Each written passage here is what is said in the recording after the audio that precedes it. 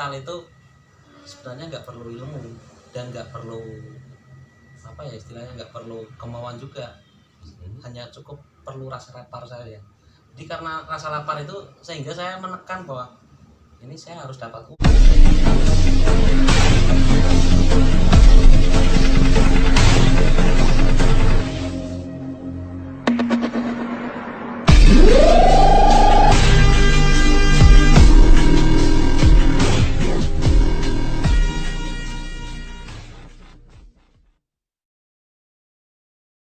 Warahmatullahi wabarakatuh. Anak-anak, pada kesempatan pagi hari ini kebetulan kami bertemu seorang alumni SMK Muhammadiyah yang sukses. Nanti siapa dan bagaimana perkenalan nanti dulu. Tapi yang pertama, pada hari ini kita akan mengikuti pembelajaran PKK atau produk kreatif dan perusahaan. Untuk yang pertama ini kita akan membahas tentang membangun jiwa entrepreneur. Nah, kebetulan di samping saya ini sudah, sampai Pak Bagus ini sudah ada seorang alumni SMK Muhammadiyah yang menjadi seorang entrepreneur muda yang sudah sukses, dan bagaimana beliau membangun jiwa entrepreneurnya dari awal. Nanti kita akan kita akan dengarkan bersama-sama. Dan sebelumnya akan kita perkenalan dulu siapa beliau ini dan alumni tahun berapa beliau ini. Silakan Mas, perkenalan dulu pada adik-adikmu. Oke. Assalamualaikum. Nama saya Mukti.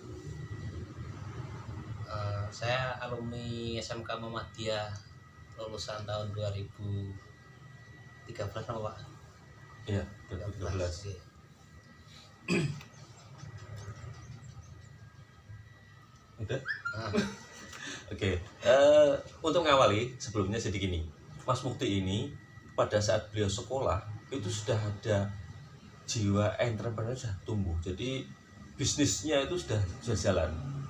Saya masih ingat betul waktu itu Milad Muhammadiyah, SMK Muhammadiyah mengadakan acara pecahan rekor 1000 lampu. Nah, Mas Mukti inilah pemasok lampunya. Karena pada saat itu lampu TL yang ulir itu masih tergolong baru di pasaran, karena dulu sebelumnya kan lampu tabung. Setelah lampu tabung, lampu TL tapi yang pakai lilin, kayak lilin gitu, jadi bentuk yang panjang-panjang. Nah, yang TL yang ulir, yang spiral itu baru muncul belum lama, tapi Mas Mukti ini sudah bisa menemukan jalur untuk mencari lampu yang masih belum terakit.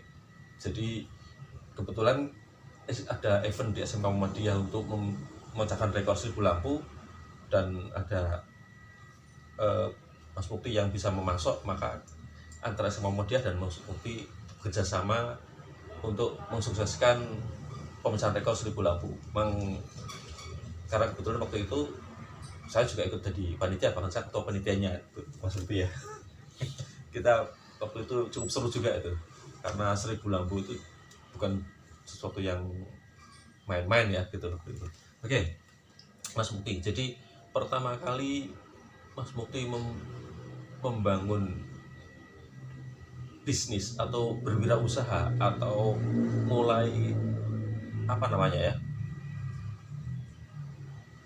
berwirausaha, mulai jualan atau mungkin menggunakan jasa, itu awal mulanya bagaimana? Kok bisa sampai pertama kali dapat bisnis lampu? Atau mungkin sebelum lampu ada bisnis lain lagi yang sudah pernah Mas Mukti geluti. Geluti, cuman kita belum tahu, karena waktu itu taunya ada Mas Mukti itu bisnisnya lampu yang masih belum terakit gitu kan, karena lampunya itu part-part gitu, masih potol-potolan antara tabungnya, mesinnya, dan casingnya, maka jadi lampu itu harganya jauh di bawah harga pasar gitu kan dulu kan gitu. Nah, apakah mungkin sebelumnya sudah pernah atau mungkin baru kali itu atau bagaimana? Monggo silakan. Jadi kalau menurut saya pribadi Pak, bahwa bakat alami itu tidak ada Pak. Nah, dari SD itu sudah memikirkan bagaimana mencari income sendiri gitu kan. Karena bukan apa-apa, karena memang nggak ada uang saku. Jadi sebenarnya untuk untuk satu mental itu sebenarnya nggak perlu ilmu dan nggak perlu apa ya istilahnya, nggak perlu kemauan juga, hanya cukup perlu rasa lapar saya. Jadi karena rasa lapar itu sehingga saya menekan bahwa ini saya harus dapat uang, karena naluri hewani yang ada dalam diri manusia itu muncul sendiri, dia akan mencari caranya untuk makan gitu. Jadi yang kita butuhkan pada saat itu hanya rasa lapar. Jadi kalau Anda sudah kenyang, Anda nggak akan jadi apa-apa gitu. Nah, dari SD, SMP itu saya sudah jualan ikan hias itu sih Pak, ikan hias. Nah, kalau hari Minggu saya ke TK gitu, terus buat gambar diwarnai gitu juga. Nah, akhirnya kebiasaan itulah kita dengan sendirinya melakukan satu hal selama 5.000 jam itu akan menjadi profesional di bidang tersebut. Jadi nggak ada bakat alami, sebenarnya dia sudah melakukan 5.000 jam. Nah, kalau dia sudah melakukan 5.000 jam, mustahil kalau dia nggak ada rezeki di situ. Allah pasti memberikan rezeki di situ. Maka saya nggak punya bakat apa-apa, lakukan saja apapun pekerjaan Anda harus profesional di situ, minimal melakukan 5.000 jam atas pekerjaan Anda. Di situ pasti akan ada rezeki. Rasanya seperti itu. Nah, dengan metode seperti itu, maka saya punya satu apa istilahnya, pegangan bahwa saya sendiri mengatakan bahwa tidak ada murid yang bodoh Pak. Yang ada dia tidak menemukan guru yang tepat. Nah, seandainya dia menemukan guru yang tepat, murid itu akan pintar semua. Nah, masalahnya apakah kita tahu guru yang tepat itu yang seperti apa gitu kan? Nah, pertanyaan itu muncul, terus jawabannya bagaimana? Saya memikirkan siapa guru yang tepat. Ternyata guru yang tepat tidak akan pernah datang Pak, selama kita belum siap menjadi murid. Nah, kalau kita siap menjadi murid, guru akan datang dalam bentuk apapun, entah kejadian, entah peristiwa, entah kabar, berita dan lain-lain. Itu akan menjadi guru kita, gitu kan? Maka orang bijak mengatakan bahwa pengalaman adalah guru yang terbaik. Ya memang dia harus melalui prosesnya sendiri, baru dia akan menyadari bahwa saya siap menjadi murid dan itu akan saya ambil hikmahnya. Seperti filosofi Jawa mengatakan bahwa bejone itu kan, misal dia ketabrak, bejone rak mati, itu dia masih mengambil hikmah dari sebuah kejadian yang negatif pun dia masih bersyukur gitu kan. Itulah yang sebenarnya apa ya, filosofi Jawa yang memang merasuk dalam kehidupan sehari-hari saya gitu. Oke. Jadi intinya Mas Mukti itu ternyata berbisnis itu sudah sejak SD anak-anak ya. Jadi beliau itu bukan baru tapi sejak SD. Maka tumbuh jiwa entrepreneurnya itu dibangun daripada SD. Soal tadi katakan bahwa lapar itu kan faktor penekan. Faktor penekan itu adalah faktor yang menuntut bahwa dia itu harus punya income lebih atau punya income untuk membantu kehidupannya. Jadi dari faktor itulah maka Mas Mukti ini berinisiatif untuk berjualan. Karena pada hakikatnya ya maaf saja, kalau orang dalam kondisi yang kurang itu kan ingin mendapat sesuatu itu kan banyak cara. Ada cara yang benar, ada cara yang tidak benar gitu. Nah, kebetulan Mas Mukti ini memang membangunnya dengan cara yang benar, dengan cara berwirausaha dari awal. Jadi jiwa entrepreneur itu dibangun dari awal. Seperti Mas Mukti katakan, beliau butuh 5.000 jam. Nah, 5.000 jam itu ketemu dalam berapa tahun saya juga kurang tahu. Tapi yang pasti cukup lama juga. Jadi jiwa entrepreneur itu dibangun cukup lama dan tidak serta-merta tahu-tahu, tidak ujuk-ujuk. Jadi butuh pengalaman, butuh uji mental, butuh uji fisik dan segala macam ini ya Mas Mukti ya.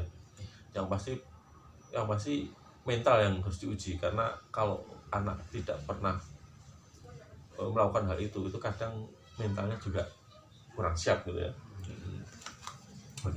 Jadi itulah pengalaman Mas Mukti pada saat beliau itu awal-awal membangun entrepreneurnya, jiwa entrepreneurnya itu berawal dari memang sejak SD, sejak kecil beliau sudah mulai berpikir bagaimana untuk mendapatkan income, terus langkah apa yang diambil, masalah nanti dagangannya itu laku atau tidak, itu wallahu alam, Allah yang akan menentukan rezeki. Tapi yang penting usaha dulu, yang penting bergerak dulu, yang penting coba dulu, yang penting itu adalah melakukan dulu, bukan berpikir dulu.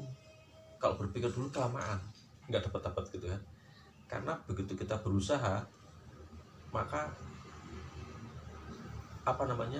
keberhasilan itu akan menyertai dari usaha gitu. Gagal itu mungkin sebuah bumbu dari sebuah usaha. Pernah gagal juga ya Mas Mukti ya? Sering. Nah, sering. Kalau beruntung itu berarti pas untung. Ya. Kalau ruginya itu sering. Nah, berarti gagal itu kalau dalam Bisnis itu bumbu dari sebuah keberhasilan gitu ya Mas. Kalau bisnis itu gagal itu sebuah kepastian Pak. Tapi kalau berhasil itu sebuah keberuntungan. Begitu. Oh ternyata bisa kalau gagal sebuah kepastian. Tapi monggo lah, silakan Anda cerna apa yang disampaikan Mas Mukti sebagai bagian daripada bagaimana membangun jiwa entrepreneur, dan itu adalah bagian dari hidup beliau yang sudah dialami, jatuh bangun antara rugi dan untung, berarti jatuh bangun, dan sudah dialami bertahun-tahun. Masanya itu sudah sejak SD. Kalau sekarang Mas Mukti berarti mungkin sudah ada 20 tahun ya maksudnya ya? Sekitar 15-20 ya mungkin ya kalau SD ya. SD itu berarti umur berapa ya? Lah SD umur kelas berapa? Ya berarti kelas 5. Kelas 5, oke lah. Ambil kelas 5 berarti 6 tahun SMP SMK tahun 2012 sampai sekarang berarti 8 tambah 6 15, jadi sekitar hampir 20 tahun. Sekitar antar di atas 15 tahun ya. Berarti sudah cukup lama menurut saya. Kalau Mas Mukti ini dikatakan mempunyai jiwa entrepreneur itu dibangunnya lama sekali. Sudah di atas 15 tahun, itu cukup lama. Dan pada akhirnya hari ini, saat ini beliau sudah bisa menikmati hasil jerih payahnya, jatuh bangunnya beliau membangun jiwa entrepreneurnya, sehingga beliau sekarang sudah menjadi pengusaha sukses, punya usaha kaos, sablon gitu kan. Tidak kaos saja, apa saja ya, jersey juga ya, sablon pakaian ya, kebanyakan sablon pakaian, khususnya sablon pakaian. Nah, dengan keberhasilan ini tentu saja tidak dibangun dalam waktu yang sesaat, apalagi dengan tapi dibangun dari mulai nol, dari mulai awal. Oke, dan sampai di situ dulu saya kira untuk sesi kali ini. Mungkin dari Mas Putih ada pesan terakhir untuk adik-adik untuk menjadi entrepreneur itu apa yang ingin Mas Putih sampaikan sebelum menutup acara ini? Jadi pesan saya, mental itu harus dimiliki dari sekarang. Mental itu sebuah pilihan hidup, sebuah pegangan diri bahwa kita harus memiliki mental yang seperti apa kita, itu tergantung dari sikap kita. Karena saya meyakini betul bahwa kekayaan ataupun kaya atau miskin itu tergantung dari mental kita. Kalau mentalnya belum jadi Pak, itu dipegangin uang 100 juta pun dia akan habis juga, karena dia belum siap. Jadi kalau orang ini ya, baru dapat arisan gitu 100 juta misal, itu kalau dia mentalnya nggak kuat pun itu ketek meriang di toko Pak. Jadi nanti saksingan. Nah, itu istilahnya apapun harus gitu. Nafsunya terlalu tinggi ya. Jadi kalau mentalnya belum siap, itu pendapatan 700.000 satu bulan ya habis. Pendapatan 1 juta satu bulan ya habis. Dilalah pas dapat arisan 3 juta juga habis. Itu mental. Jadi kalau mentalnya belum jadi, Anda mau pegang uang seberapapun ya itu nilainya segitu gitu. Jatah Anda satu bulan gitu misal, yaudah mentok gitu kan. Jadi kalau Anda benar-benar nilailah dengan mental Anda, dan Anda buktikan bahwa mental itu cukup untuk dihargai. Oke. Ya, kuncinya yaitu mental harus siap ya. Jadi mental pengusaha, bukan mental yang tempe. Oke, saya kira itu aja dulu untuk sesi entrepreneur kali ini. Terima kasih. Assalamualaikum warahmatullahi wabarakatuh.